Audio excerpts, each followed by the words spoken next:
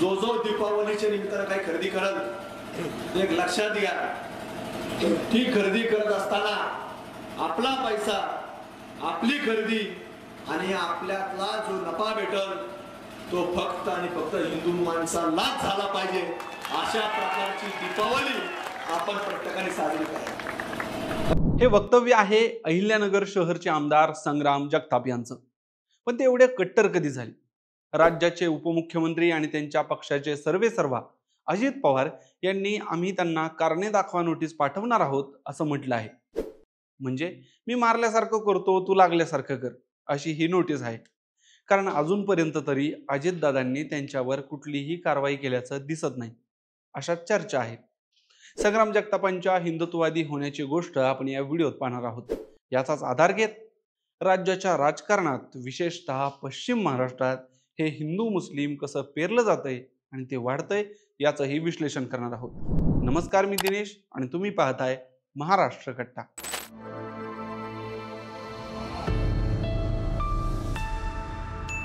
सोलापूरचा आणि संग्राम जगतापांचा संबंध काय? पण भगवी टोपी घालून सोलापूरच्या एका कार्यक्रमात नव्याने हिंदुत्ववादी झालेले संग्राम जगताप म्हणाले, या दिवाळीला हिंदूंनी हिंदूंकडूनच खरेदी करा। हे वाक्य ऐकल्यावर मला मोदींचं आता काही दिवसांपूर्वीचं वाक्य आठवलं। ते म्हणाले, भारतीयांनी मेक इन इंडिया किंवा ज्यामध्ये कुठेतरी भारतीयांची मेहनत लागली आहे अशाच वस्तू खरेदी कराव्यात। ट्रम्पचं नाव घेता येत नाही म्हणून ते स्वदेशीचा नारा देत होते। मग आता हे स्वदेशीचं हिंदुत्ववादी व्हेरियंट आहे का? देशावर प्रेम असणाऱ्यांनी स्वदेशी वस्तू सेवा वापरायच्या, त्यातली त्यात हिंदूंसाठी हिंदूंनी बनवलेल्या किंवा विकलेल्या वस्तू वापरायच्या। मला तर वाटतंय अजून थोडं कट्टर झालं तर फक्त आपल्याच जातीच्या माणसांनी विकलेल्या बनवलेल्या वस्तू सेवा घ्यायच्या, दुसऱ्या जातीच्या धर्माच्या व्यक्तीच्या दुकानात जायचं नाही। यालाच म्हणतात धार्मिक आणि जातीय ध्रुवीकरण। असो, आपण समजून घेण्याचा प्रयत्न करूयात संग्राम जगताप विधानसभेनंतर हिंदुत्ववादी कसे बनले। त्यावेळी स्थानिकांशी बोलल्यानंतर समजलं की माझे आमदार अनिल राठोड हे शिवसेनेत होते। त्यावेळच्या बाळासाहेब ठाकरेंच्या हिंदुत्ववादी नेत्याला पाडण्यासाठी नगर शहरात 20 ते 25% मतदान असणाऱ्या मुस्लिम समाजाने जगतापांना निवडून दिलं किंवा मोठ्या प्रमाणात मतदान केलं।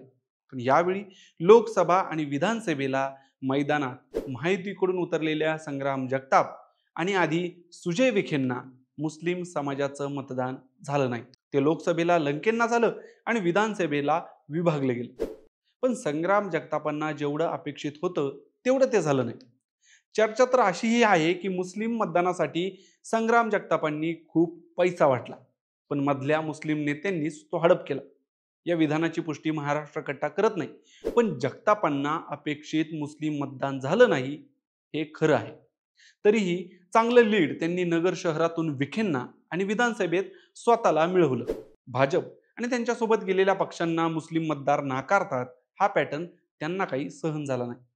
त्यांची मुस्लिम द्वेषाची भाषा बघून सगळ्यांना आश्चर्य यासाठी वाटतं कारण महायुतीत राहूनही आपण फुले, शाहू आंबेडकरांचे विचार मांडणारे आणि सर्व जाती धर्मांना सोबत घेऊन चालणारे असल्याचं अजित पवार प्रत्येक भाषणात सांगतात। त्यामुळे संग्राम जगतापांवर ते काहीतरी कारवाई करतील किंवा त्यांना समज देतील अशी सर्वांना अपेक्षा होती। पण दादांच्या तंबीचा परिणाम अजून तरी होताना दिसत नाहीये। कारणे दाखवा नोटीस खरंच फरक पाडते का हे पाहावं लागेल।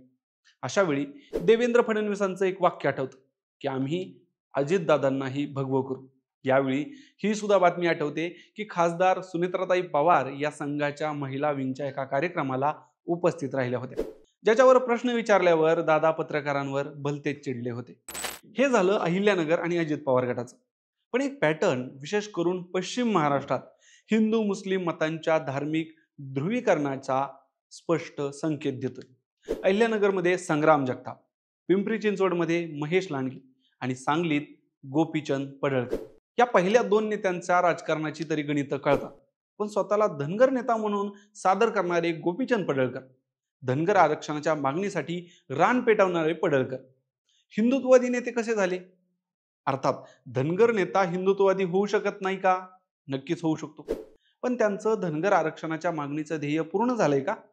ज्यामुळे त्यांना हे उमजलं की धनगर समाजापेक्षा आता हिंदू म्हणून एकत्र येण्याची जास्त गरज आहे। सांगलीच्या राजकारणाचा विचार करता तिथं मागच्या 10 वर्षात तरी अशी धार्मिक तीड किंवा मोठा वाद झाल्याचा ऐकिवात नाही. हे खरं आहे की गोपीचंद पडळकरांना राज्यातला धनगर समाज मोठ्या प्रमाणात मानतो. पण मग आता त्यांना हिंदूंच्या नावाखाली भाजपच्या दावणीला बांधण्याचा विचार तर पडळकरांचा नाही ना? असे एक ना अनेक प्रश्न यावेळी उपस्थित होत आहेत. पिंपरी चिंचवडमध्ये पाहिलं तर महेश लांडगेंना उघडपणे मुस्लिम समाजाने विरोधात मतदान करून त्यांचा विरोध दर्शवला होता.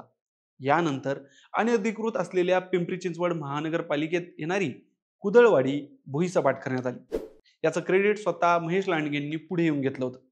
हा विषय देखील तितकाच खरा आहे की त्या भागात सतत आग लागण्याच्या घटना सुरू होत्या, कारण चाकण MIDCतून येणाऱ्या स्क्रॅबवर तिथे प्रक्रिया करून अनेक छोटे मोठे उद्योग चालायचे. हे बहुतेक जण मुस्लिमच होते. आता हा भाग जरी अनधिकृत असला तरी प्रत्येक महानगरपालिकेत असे भाग असतात जिथे एक मोठा स्लम एरिया असतो, पण प्रत्येक ठिकाणी त्याच्यावर JCB चालवला जात नाही. त्याचं रिडेव्हलपमेंट केलं जातं, जसं की धारावी रिडेव्हलपमेंट. पण इथे या भागाची गाजापट्टीच करून टाकली गेली. अर्थात त्याला कायदेशीर पद्धतीने केलं गेलं आहे, हेही खरं आहे. पण राज्यातल्या किती झोपडपट्ट्यांचं असंच होणार आहे? त्या कुणी स्वइच्छेने उभा करत नाही. त्या मूर्तिवंत उदाहरण असतात देशाच्या राज्याच्या फसलेल्या विकासाचं. त्यावर बुलडोझर हा एकमात्र उपाय नसतो. पश्चिम महाराष्ट्रात जिल्ह्यात एक मोठा हिंदुत्ववादी नेता बनतोय किंवा तो बनवला जातोय. गणित खूप सोपं असतं. त्या नेत्याने मुस्लिम विरोधी वक्तव्य करायची. मग जर मुस्लिम समाज एकत्र आला, त्याने आंदोलन केलं, विरोध केला किंवा लोकशाही मार्गाने मतदानातून त्या नेत्याला उत्तर जरी दिलं, तरी मुस्लिमांचा कसा धोका आपल्याला आहे हे चित्र उभा करता येतं. आजपर्यंतचा जर इतिहास पाहिला तर ओबीसींची एक जरी सभा कोणत्या भागात झाली तर त्याचा MIMला किती फायदा होईल हे माहीत नाही, पण त्याचा फायदा भाजप किंवा त्याच्यासोबत असणाऱ्या पक्षांना होतो हे नक्की. जरी ओबीसी भाजपची बी टीम आहे हे वाक्य खोटं असलं तरी सुद्धा याचा सर्वात जास्त राजकीय फायदा हा भाजपला होतो, यावर कुठल्याही राजकीय जाणकाराला शंका नाही. मग ओबीसींनी सभा घ्यायची नाही का? किंवा मुस्लिमांनी या सुरू असलेल्या माती भडकवण्याच्या गोष्टींना विरोध करायचा नाही का? तर लक्षात घ्या, या सगळ्या रणनीतीत त्या स्वतःला हिंदुत्ववादी म्हणवणाऱ्या नेत्यांचा आणि त्यांच्या आकांचा हाच उद्देश आहे की तुम्ही भडकावं. तुम्ही सुद्धा त्या नेत्याविरोधात किंवा त्याच्या पक्षाविरोधात किंवा हिंदू विरोधी आणि मुस्लिम विरोधी बोलावं, निदर्शनं करावीत, वाद करावेत, दंगली कराव्यात, कारण यानेच त्यांना राजकीय फायदा खूप दीर्घकालीन होणार आहे. लक्षात घ्या, शहरात किंवा कोणत्याही सार्वजनिक ठिकाणी जाळपोळ झाल्यानंतर आयुष्य उद्ध्वस्त होणार आहे त्यामध्ये सहभागी झालेल्या मुस्लिम तरुणाचं किंवा स्वतःला कट्टर हिंदू म्हणवणाऱ्या त्या गरीब हिंदू तरुणाचं. गर्दी सोबत असली म्हणून ती आयुष्यभर पुरत नाही. कुठलाही गल्लीबोळातला नेता जो आज तुम्हाला पेटवतोय आणि आपल्यावर अन्याय झालाय म्हणून तुम्हाला सांगतोय, तो सुद्धा त्याचं राजकारण सुरक्षित करून ठेवतोय. तो उद्या जाऊन तुमच्या भडकवलेल्या मेंदूचा उपयोग त्याचं दुकान चालवण्यासाठी करणार आहे. राजकारण ओळखा, आपल्या आयुष्याचं वाटोळं करून घेऊ नका. या सगळ्यावर तुमचं काय मत आहे कमेंटमध्ये सांगा. आणि हिंदू मुस्लिम राजकारणाचा बळी ठरत असलेल्या प्रत्येकापर्यंत हा व्हिडिओ नक्की पोहोचवा. धन्यवाद.